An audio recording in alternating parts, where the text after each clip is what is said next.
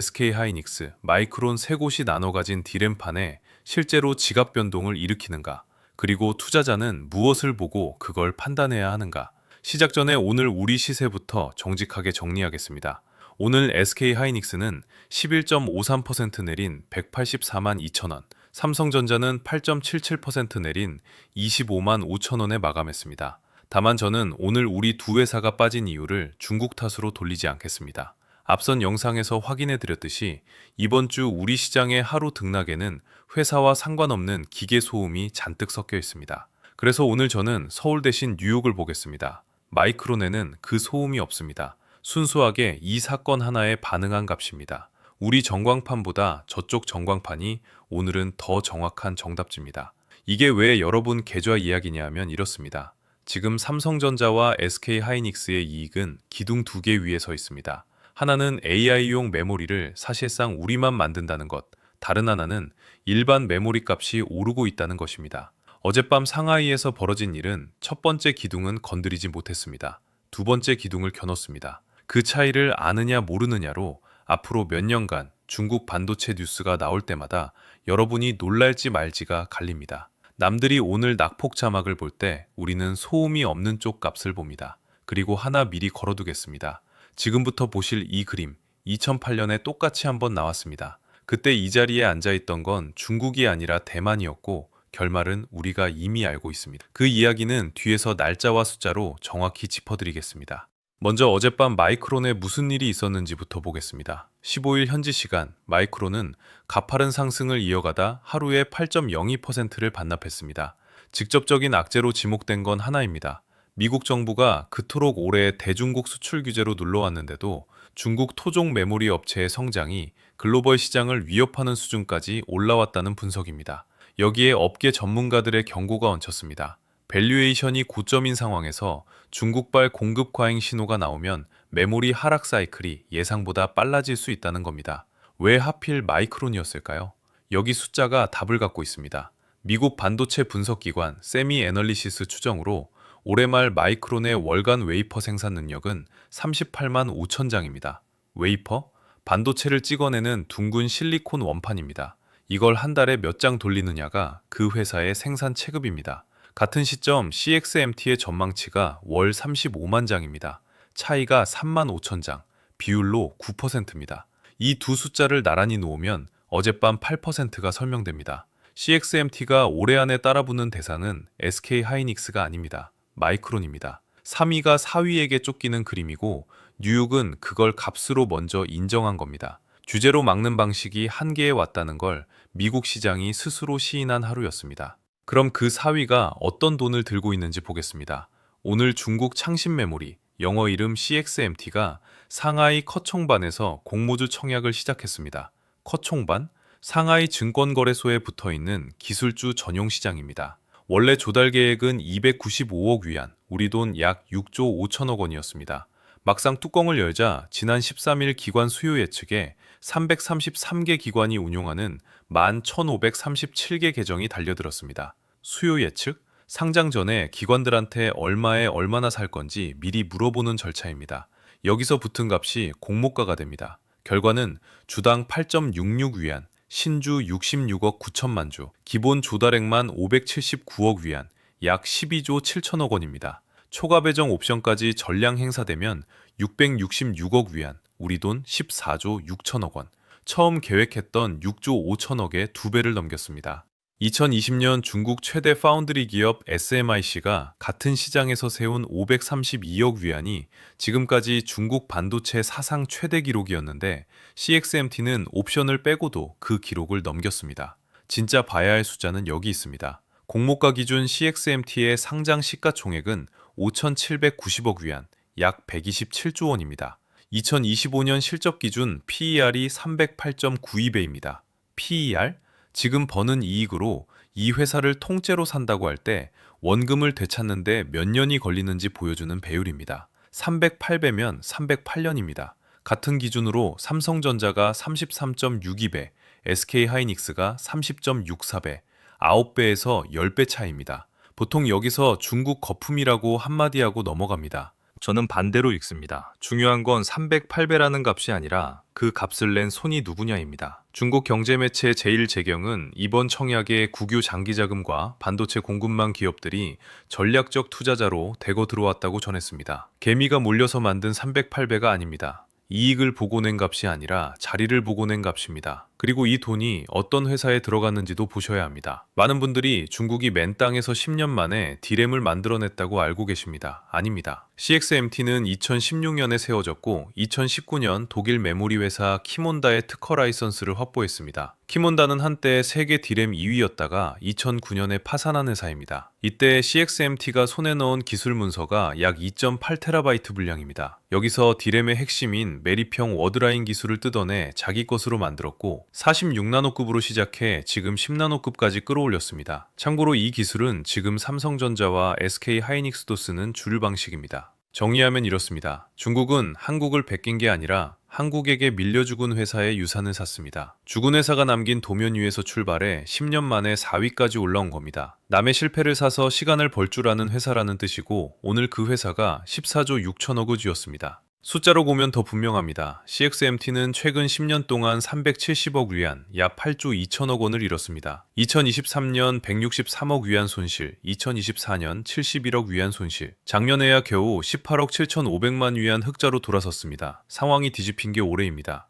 1분기 매출 508억 위안, 1년 전보다 719% 증가. 투자 설명서 기준 지배주주 귀속 순이익이 247억 6,200만 위안, 약 5조 4천억 원, 증가율 1,688%입니다. 착지시키겠습니다. 10년 동안 8조 2천억을 태운 회사가 석 달 만에 5조 4천억을 벌었습니다. 10년치 적자의 3분의 1을 한 분기에 지운 겁니다. 이유는 하나입니다. D램 값이 올랐기 때문이고 D램 값이 왜 올랐는지는 여러분이 더 잘 아십니다. AI 때문입니다. 그리고 여기서 오늘의 모순이 나옵니다. AI가 올려준 값으로 번 돈인데 이 회사가 그 돈을 넣겠다는 곳은 AI가 아닙니다. 투자 설명서에 적힌 용처는 셋입니다. 신규 웨이퍼 공장 증설에 130억 위안, 기존 생산 라인 업그레이드에 75억 위안, 차세대 D램과 HBM 연구 개발에 90억 위안. 눈여겨보실 대목은 HBM이 연구 개발 항목에만 있고 공장을 짓는 항목에는 없다는 겁니다. 연구는 하되 대량으로 찍어낼 라인은 안 짓겠다는 뜻입니다. HBM? D램을 여러 장 수직으로 쌓아 AI 반도체 바로 옆에 붙이는 초고속 메모리입니다. 지금 SK하이닉스와 삼성전자가 돈을 버는 자리가 정확히 여기입니다. 중국이 14조를 들고 와서 그 자리는 안 사겠다고 하는 겁니다. 대신 이 돈은 전부 웨이퍼로 갑니다. 로이터 집계로 CXMT는 지금 안우이성 허페이의 2곳, 베이징의 1곳, 모두 3곳에 12인치 D램 공장을 돌리고 합산 월 30만 장 수준입니다. 이게 올해 말 35만 장, 카운터포인트 리서치 전망으로 2027년 42만 장, 세미 애널리시스 전망으로 2028년 50만 장까지 갑니다. 월 50만 장이면 글로벌 D램 공급의 17%입니다. 회사가 내부적으로 그리는 최종 그림은 월 60만 장, 지금의 2배라고 로이터는 전했습니다. 오해는 정리하고 가겠습니다. 원판을 같은 수만큼 돌린다고 팔 수 있는 메모리가 같아지는 게 아닙니다. 원판 한 장에서 칩이 몇 개 나오는지, 그중 몇 개가 합격하는지가 다르니까요. 웨이퍼 장수는 체급이지 실력이 아닙니다. 그럼 오늘의 진짜 질문입니다. 그 자리는 왜 비어 있었을까요? 마이크론이 직접 공개한 숫자 하나를 가져오겠습니다. HBM3를 만들려면 같은 용량의 DDR5를 만들 때보다 웨이퍼가 약 3배 더 든다고 밝혔습니다. HBM4에서는 이 비율이 더 올라갈 것으로 봤습니다. 이 한 줄이 오늘 이야기의 전부입니다. 공장은 갑자기 늘어나지 않습니다. 다만 HBM 하나 만들 원판이면 일반 D램은 셋을 만들 수 있습니다. 그러니 HBM을 늘리면 일반 D램은 자동으로 줄어듭니다. 더 만들고 덜 만들고의 문제가 아니라 하나를 택하면 다른 하나가 빠지는 구조입니다. 그리고 새 회사는 전부 HBM을 택했습니다. 택하지 않을 이유가 없었습니다. HBM은 값이 몇 배 높고 SK하이닉스는 올해 1분기 HBM 매출 점유율 58%로 1위입니다. 회사 입장에선 100점짜리 판단이었습니다. 저라도 그렇게 했을 겁니다. 문제는 그 100점짜리 판단이 남긴 빈자리입니다. PC에 들어가는 D램, 스마트폰에 들어가는 D램, AI가 아닌 일반 서버에 들어가는 D램, 이걸 범용 D램이라 부릅니다. 이 시장 공급이 구조적으로 줄었습니다. 아무도 나쁜 짓을 하지 않았는데 자리가 비었습니다. 그 빈자리로 걸어 들어간 게 CXMT입니다. 숫자로 확인하시죠. 매출 기준 CXMT의 글로벌 D램 점유율은 2025년 1분기 3%였습니다. 2026년 1분기 7.7에서 8% 수준, 세계 4위입니다. 출하량 기준으로는 9%까지 잡힙니다. 1년 만에 2배 반이 뛰었습니다. 이게 침탈로 보이십니까? 저는 흡수라고 봅니다. 뺏어간 게 아니라 비워진 공간이 물 차오르듯 채워진 겁니다. 매출 구성이 이를 증명합니다. 휴대폰과 태블릿용 저전력 D램이 66.43%, PC와 서버용이 31.87%, 도합 98%가 범용입니다. HBM 근처에도 안 가고 4위가 됐습니다. 고객 명단은 더 무겁습니다. 로이터에 따르면 텐센트와 200억 위안, 약 4조 원 규모의 서버용 D램 장기 공급 계약을 맺었고 상장 서류에는 알리바바 클라우드, 바이트댄스, 레노버, 샤오미가 주요 고객으로 올라 있습니다. 여기에 오늘 한 겹이 더 얹혔습니다. 중국 정부가 알리바바, 바이트댄스, 딥시크 같은 자국 AI 기업에 엔비디아 H200 구매를 허용하는 방안을 추진한다는 보도입니다. 미국 매체 디인포메이션이 8일 현지 시간에 전했습니다. 조건이 붙었습니다. 승인 물량은 20만 개 미만으로 중국 기업들이 요청한 수량의 절반에도 못 미치고 H200은 AI 모델을 학습시키는 데만 쓸 수 있으며 완성된 모델을 돌리는 추론 작업에는 못 씁니다. 추론에는 화웨이 같은 중국산 칩을 먼저 쓰라는 겁니다. 읽어내야 할 건 이겁니다. 중국은 미국 칩을 아주 조금만, 그것도 학습용으로만 열어주고 나머지 수요는 전부 국산으로 몰아주겠다는 겁니다. CXMT의 D램은 그 국산 생태계 한복판에 있습니다. 시장에서 이기라고 키우는 게 아니라 시장을 만들어 놓고 그 안에 앉히는 방식입니다. 아까 그 300, 800가 어떤 계산에서 나온 값인지 이제 보이실 겁니다. 자, 그럼 결론입니다. 이게 지각 변동입니까? 먼저 반대편 숫자를 정직하게 다 꺼내겠습니다. HBM입니다. 세미 애널리시스 추정으로 2025년 말 CXMT의 월 웨이퍼 26만 5천 장 중 HBM에 배정된 건 약 5천 장, 전체의 1.9%입니다. 올해 말 3만 장, 2027년 말 5만 5천 장까지 늘려도 SK하이닉스의 5분의 1이 안 됩니다. 테크인사이츠는 CXMT의 기술이 한국 선두보다 약 4년 뒤처져 있다고 평가했습니다. 수율입니다. 수율? 만든 것 중 팔 수 있는 합격품 비율입니다. 업계는 CXMT의 HBM3 수율을 10에서 25%로 추정합니다. 10개 만들면 7, 8개를 버린다는 뜻입니다. 이유는 구조에 있습니다. 일반 D램이 식빵 한 장이라면 HBM은 층층이 쌓은 케이크입니다. 시트 하나만 무너져도 통째로 버립니다. 장비입니다. 미국과 동맹국이 첨단 노광 장비 반입을 막아놨습니다. 구형 장비로 같은 회로를 여러 번 나눠 그려야 하니 공정이 늘고 원가가 오르고 불량이 쌓입니다. 주력 공정도 16나노급이라 삼성과 SK하이닉스의 12에서 13나노급과 1.5세대에서 2세대 차이입니다. 그리고 가장 결정적인 숫자, CXMT의 해외 매출 비중은 홍콩을 빼면 2.79%입니다. 100을 팔면 97을 중국 안에서 팝니다. 그래서 월가는 CXMT를 임박한 위협이 아니라 중장기 관찰 대상으로 봅니다. 오늘 하루의 사실관계만 놓고 보면 그 판단이 맞습니다. 오늘 당장 여러분의 반도체 자산에 구멍이 나는 이야기가 아닙니다. 다만 여기에 금이 하나가 있습니다. 방금 말씀드린 장비 규제 이야기로 돌아가 보겠습니다. 상식적으로는 좋은 장비를 못 사면 뒤처져야 맞습니다. 카운터포인트 리서치는 반대 가능성을 제기했습니다. 첨단 장비를 못 쓰게 되자 CXMT가 아예 다른 길로 돌아가기 시작했다는 겁니다. 수직 채널 트랜지스터, 웨이퍼를 통째로 맞붙이는 본딩 같은 방식입니다. 선두를 따라가는 기술이 아니라 선두가 안 가본 길로 질러가는 기술입니다. 실제로 CXMT는 한 세대부터 4세대 공정까지 중간을 건너뛰며 양산에 성공한 전력이 있고 DDR로 양산 수율은 약 80% 수준으로 추정됩니다. HBM3에서 10에서 25%를 찍는 그 회사가 일반 D램에선 80%를 찍습니다. 못하는 게 아니라 아직 안 한 겁니다. 카운터포인트는 미국의 장비 규제가 오히려 중국의 차세대 메모리 개발을 앞당겼고 길게 보면 선두 추월 가능성까지 열어뒀다고 봅니다. 숫자 하나가 이 흐름을 요약합니다. 몇 년 전 5% 안팎이던 중국의 메모리 자금률이 올해 25%까지 올라왔고 2028년 30% 선이 전망됩니다. 5년 만에 5배입니다. 이제 아까 걸어둔 2008년을 회수하겠습니다. 카운터포인트 리서치 황민성 리서치 디렉터가 이번 상장을 두고 이렇게 말했습니다. 2008년 대만 D램 업체들은 점유율이 15% 아래로 떨어지면서 차세대 공장 투자에 필요한 자금을 확보하지 못했고 결국 점유율이 3% 수준까지 추락해 틈새 업체로 전락했다고요. 그러면서 15%는 CXMT가 반드시 넘어야 할 기준선이며 지금 진행 중인 모든 투자가 그 목표를 향한 경쟁이라고 했습니다. 이 문장을 다시 읽어보십시오. 대만은 기술이 없어서 죽은 게 아닙니다. 돈이 없어서 죽었습니다. 점유율이 임계선 밑으로 내려가니 다음 공장에 넣을 돈을 못 구했고 못 구하니 다음 세대에서 밀렸고 밀리니 점유율이 더 빠졌습니다. 메모리 산업의 사망 원인은 언제나 기술이 아니라 자금이었습니다. 이제 오늘 청약을 다시 보시죠. CXMT는 정확히 그 반대편에 서 있습니다. 점유율은 이미 7.7에서 9% 사이 4위, 그리고 대만이 못 구했던 그 돈 14조 6천억을 하루 만에 채웠습니다. 카운터포인트는 2028년 11%를 전망합니다. 생존선 15%, 빅3 진입선은 16에서 17%입니다. 그래서 판정하겠습니다. 오늘 사건은 3사 독점 체제를 무너뜨리는 지각 변동이 아닙니다. HBM이라는 노른자는 우리가 쥐고 있고 그 격차는 오늘 하루로 좁혀지지 않습니다. 다만 이 사건은 그보다 훨씬 조용하고 훨씬 오래가는 겁니다. 중국이 죽지 않을 자금을 확보한 겁니다.